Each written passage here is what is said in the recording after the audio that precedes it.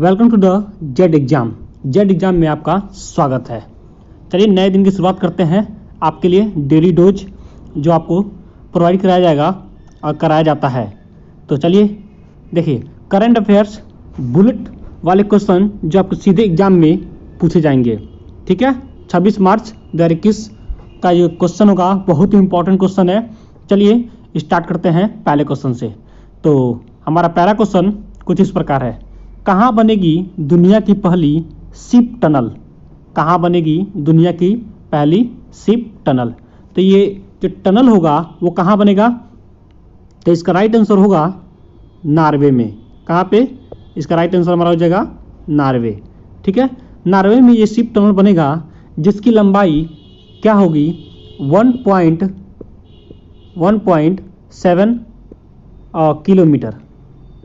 ठीक है, तो 1.7 किलोमीटर होगी और इसमें 16,000 टन के जहाज जा सकते हैं और आ सकते हैं। ठीक है, इसको निर्माण में 2022 में शुरू होगा और दूसरे पूरा करने में 3 से 4 साल लगेंगे। ठीक है, इस टनल को तो ये काम स्टार्ट हो गया है और ये कितना किलोमीटर बनेगा? 49 किलोमीटर। ठीक है, तो ये हो जाएंगे। और देखिए, और नॉर्वे की मुद्रा, जो नॉर्वे की मुद्रा होती है वो क्या होती है, इसको भी जान लेते हैं। तो नॉर्वे की जो मुद्रा होती है नॉर्वेजियन क्रोन। नॉर्वेजियन क्रोन, इसको भी नोट कर लीजिए। और नॉर्वे की राजधानी क्या आ जाएगी? ओस्लो। और नॉर्वे के प्रधानमंत्री एर्ना सोलबर्ग। ठीक है, ये हमारे क्वेश्चन थे। चलिए नेक्स्ट क्वेश्चन, हिंदी लेखक डैश डैश डैश को 2020 के व्यास सम्मान की घोषणा, तो वो कौन है व्यक्ति जिनको घोषणा किया गया है हिंदी लेखक के रूप में? तो वो कौन हो जाएंगे? आपका इसका सही आंसर हो जाएगा शरद पगारे, प्रो शरद पगारे। इसका सही आंसर हमारा हो जाएगा प्रो शरद पगारे। यानी इनको क्या किया गया है, भारत में कोई भी एक हिंदी साहित्य के लेखक जिनको हर साल ये पुरस्कार दिया जाता है, तो इस पर के कौन है? प्रो शरद पगारे। ये 10 वर्षों पे दिया जाता है। ठीक है, और ये बिड़ला फाउंडेशन के तहत दिया जाता है 10 वर्षों तक। तो इसको भी नोट कर लीजिएगा, 10 वर्षों तक, 10 वर्ष के बाद। ठीक है, और ये के बिड़ला फाउंडेशन के द्वारा दिया जाता है। चलिए तो नेक्स्ट क्वेश्चन करते हैं। तो नेक्स्ट क्वेश्चन हमारा देखिए, जम्मू कश्मीर के कौन एलजी ने किया प्रोजेक्ट आवाम की बात का उद्घाटन? तो ये कौन होंगे? तो इसका राइट आंसर हो जाएगा आपका मनोज सिन्हा। मनोज सिन्हा जो हैं जम्मू कश्मीर के उपराज्यपाल हैं। इन्होंने क्या किया है, इस जम्मू आवाम की बात की उद्घाटन का बात कही है। उद्घाटन ने किया है इन्होंने। ये क्या होता है? एक रेडियो चैनल होता है जिसमें मनोज सिन्हा हर तीसरे रविवार को, महीने के हर तीसरे रविवार को क्या करेंगे, कुछ सूचनाएं देंगे और जम्मू कश्मीर के लोगों को। ठीक है, तो ये इन्होंने क्या किया है, इसकी शुरुआत की है। चलिए तो नेक्स्ट क्वेश्चन करते हैं। मिशन सागर IV यानी 4 के भाग के रूप में INS जलागमन पोर्ट कहाँ पहुंचा? ठीक है, तो ये कहाँ पहुंचा है? इसका राइट आंसर आपका हो जाएगा अंजुवन एक जगह है, वहीं पे पहुंचा है। तो इसका सही आंसर हो जाएगा आपका अंजुवन। ठीक है, तो अंजुवन पहुंचा है। ये क्या होता है, 1000 मीट्रिक टन चावल को लेकर पहुंचा है ये जहाज। ठीक है, यानी इसमें मिशन सागर नाम रखा गया है। इसमें 1000 मीट्रिक टन चावल को लेकर पहुंचने वाला पहला भारत का जहाज बन गया है, जो क्या किया है, अंजुवन पहुंचा है। ठीक है, चलिए अब देखिए, नौसेना स्टाफ प्रमुख कौन है? एडमिरल करमबीर सिंह। एडमिरल करमबीर सिंह। भारतीय नौसेना की स्थापना कब हुई थी? 26 जनवरी 1950। ठीक है, 26 जनवरी 1950 की स्थापना हुई थी। ठीक है, तो चलिए नेक्स्ट क्वेश्चन करते हैं। नेक्स्ट क्वेश्चन, कहाँ बनाया जा रहा है विश्व का सबसे बड़ा फ्लोटिंग सोलर फार्म? ये कहाँ बनाया जा रहा है? तो इसका सही आंसर आपका क्या होगा? सिंगापुर। राइट, इसका आंसर क्या हो जाएगा? सिंगापुर। सिंगापुर में विश्व का सबसे बड़ा सोलर फ्लोटिंग फार्म बनाया जा रहा है, यानी यहाँ पे सोलर के केवल पैनल होंगे और उसी से बिजली का उत्पादन होगा। तो ये कहाँ बनाया जा रहा है? सिंगापुर में। ठीक है, तो चलिए सिंगापुर के बारे में जानते हैं। सिंगापुर की मुद्रा क्या हो जाएगी?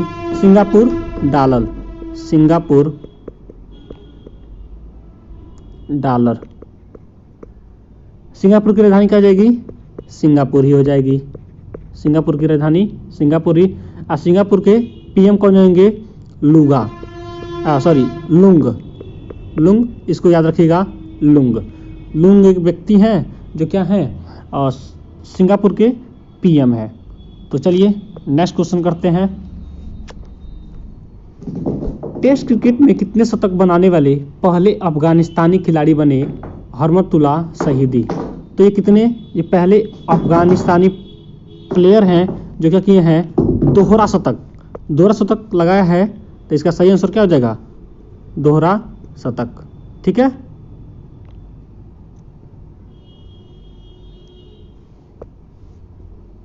तो इसका आंसर हो जाएगा दोहरा शतक। राइट आंसर हो जाएगा दोहरा शतक। ये कहाँ के हैं? अफगानिस्तान के। तो ये चलिए, ये 26 वर्ष के हैं।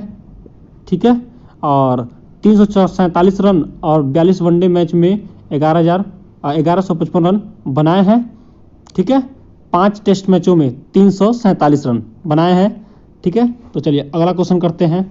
नेक्स्ट क्वेश्चन, कौन दुनिया का सबसे प्रदूषित राजधानी शहर बना? तो आप फिगर देख के भी बता सकते हैं। इसका आंसर हमारा हो जाएगा नई दिल्ली। नई दिल्ली वो राजधानी क्षेत्र है, ठीक है, जो दुनिया का सबसे प्रदूषित शहर। यहाँ पे इतना प्रदूषण है कि ये नंबर 1 यानी दुनिया में पहले स्थान पे आ गया है। ठीक है, तो नई दिल्ली, इसको याद रखिएगा। अब देखिए, अब नई दिल्ली के सीएम कौन हो जाएंगे? केजरीवाल। और ये क्या है? यूएन टेरिटरी है।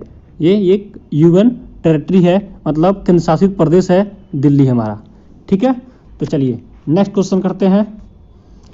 धनलक्ष्मी ने दुमती चंद को हराकर फेडरल कप क्या जीता? यानी जो धनलक्ष्मी एक महिला है, उन्होंने क्या किया है? दुमती चंद को हराकर फेडरल कप जीता है। वो कौन सा, यानी कौन सा वो कप किसका है? तो सिल्वर का है कि कांस्य का है कि आयरन का है कि गोल्ड का है? तो इसका सही आंसर हो जाएगा आपका गोल्ड का। ठीक है, गोल्ड का है वो, और उन्होंने जीता है। देखिए, ये 22 वर्षीय हैं, ये उम्र इनकी है 22 वर्षीय। और पटियाला में फेडरेशन का cup senior national athletics champion में महिलाओं की 100 मीटर की दौड़ फाइनल जीतने के लिए धावक एस धनलक्ष्मी ने राष्ट्रीय रिकॉर्ड धारक दुमती चंद्र को हराया है। ठीक है, तो इन्होंने क्या किया है? 100 मीटर की दौड़ फाइनल में हराया है दुमती चंद्र को। ठीक है, तो ये कौन है? धनलक्ष्मी। तो इसको भी नोट कर लीजिएगा। चलिए नेक्स्ट क्वेश्चन करते हैं। इंडियन ओवरसीज बैंक ने 10B ट्रेडी कौन सा खाता लॉन्च किया? ठीक है, तो ये कौन सा खाता लॉन्च किया है? तो ये खाता लॉन्च किया है, इसका सही आंसर हो जाएगा आपका बचत खाता लॉन्च किया है। तो ये बचत खाता में क्या होता है? देखिए, चालू खाता, बचत खाता, ये कई सारे खाते के प्रकार हैं। तो जो बचत खाता होता है, ये इन्होंने क्या किया है? लॉन्च किया है। इसमें क्या होगा? 21 से 38 वर्ष के व्यक्ति को ही ये खाता खोलने का अधिकार मिला जाएगा। इसमें कम से कम 10,000 रुपये होने चाहिए। ठीक है, इसमें एटीएम, आईबीओ, सीडीएम, ये सब सारे नेट बैंकिंग सारे चीज़ मिलेंगे। ठीक है, तो ये है ओवरसीज बैंक। और देखिए, इंडियन ओवरसीज बैंक के सीईओ पूछता है बहुत, तो याद रखिएगा कौन? पार्थ प्रतिम सेन गुप्ता। पार्थ यानी शॉर्टकट में रख लीजिए सेन गुप्ता। ठीक है, और इंडियन ओवरसीज बैंक का मुख्यालय कहाँ जाएगा? चेन्नई इसका मुख्यालय हो जाएगा। और ये कब स्थापना हुआ था इसका? 10 फरवरी 1937 को। तो इसको भी याद रखिएगा, 10 फरवरी 37 को। चलिए नेक्स्ट क्वेश्चन करते हैं। Next question, CJI ASA Bobde ने न्यायमूर्ति एनवी को अपना उप उत्तराधिकारी बनाने की सिफारिश की है। यानी वो कौन है जिनका क्या है सिफारिश किया गया है? तो एनवी कौन? एनवी रमना। इसका सही आंसर हो जाएगा आपका एनवी रमना।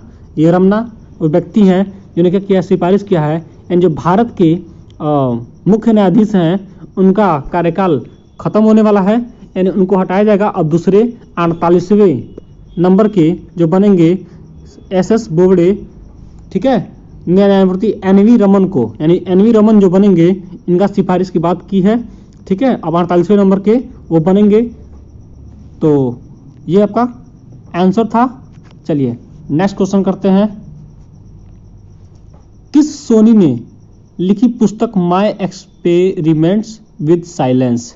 यानी कौन से व्यक्ति हैं जिनका टाइटल है सोनी, और वो कौन व्यक्ति हैं जिन्होंने ये पुस्तक का नाम रखा है, लिखा है? तो कौन है? समीर सोनी। इसका सही आंसर हो जाएगा हमारा समीर सोनी। ठीक है, तो समीर सोनी होंगे जिन्होंने क्या किया, इस पुस्तक का लिखा है, इस पुस्तक को लिखा है। चलिए नेक्स्ट क्वेश्चन करते हैं। विश्व टीबी दिवस 2021 कहाँ के टीबी उन्मूलन कार्यक्रम को मिला राष्ट्रीय सम्मान? यानी ये विश्व टीबी दिवस मनाया गया है और इस कार्यक्रम को किसको मिला है ये चीज? तो वो आंसर, इसका सही आंसर हो जाएगा हमारा केरल। ठीक है, केरल को मिला है विश्व टीबी दिवस 2021 उन्मूलन कार्यक्रम को मिला राष्ट्रीय सम्मान। तो ये सही आंसर हो जाएगा केरल। अब केरल के सीएम कौन हो जाएंगे? केरल के सीएम, तो केरल के सीएम लिख लीजिए पिनराई विजयन। पिनराई विजयन, तो इसको भी नोट कर लीजिए। अब केरल के राज्यपाल कौन हो जाएंगे? राज्यपाल कौन जाएंगे? आरिफ मोहम्मद खान। आरिफ मोहम्मद खान, तो इसको भी याद रखिएगा। ठीक है, तो चलिए आरिफ मोहम्मद खान। चलिए नेक्स्ट क्वेश्चन करते हैं। तो नेक्स्ट क्वेश्चन हमारा कुछ इस प्रकार का है। अंतर्राष्ट्रीय बौद्धिक संपदा सूचकांक में भारत कौन से स्थान पर है? यानी अंतर्राष्ट्रीय बौद्धिक संपदा सूचकांक ये क्या होता है? इसमें विश्व के देशों का गणना किया जाता है, कौन से देश के पास कितना धन है और कौन सा देश क्या है, धनिक है, क्या है, इस टाइप के कुछ बात बनते हैं। ठीक है, तो अंतर्राष्ट्रीय बौद्धिक संपदा सूचकांक में भारत कौन से स्थान पे है? तो इसका सही आंसर हो जाएगा हमारा 40वें। ठीक है, 40वें स्थान पर भारत है। ठीक है, तो इस चीज को भी आप याद रखिएगा, बहुत इंपॉर्टेंट क्वेश्चन है, ये रैंकिंग पूछता है। और देखिए विश्व बौद्धिक संपदा संगठन का मुख्यालय जिनेवा में है। कहाँ पे है? जिनेवा।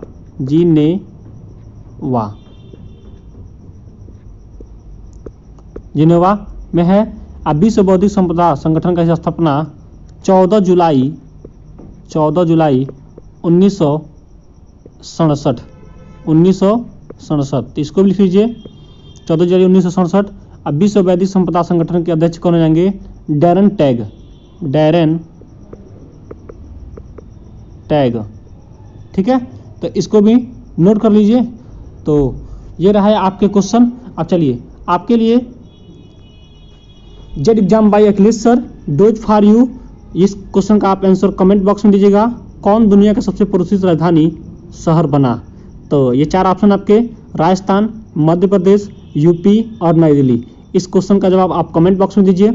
Thanks for watching.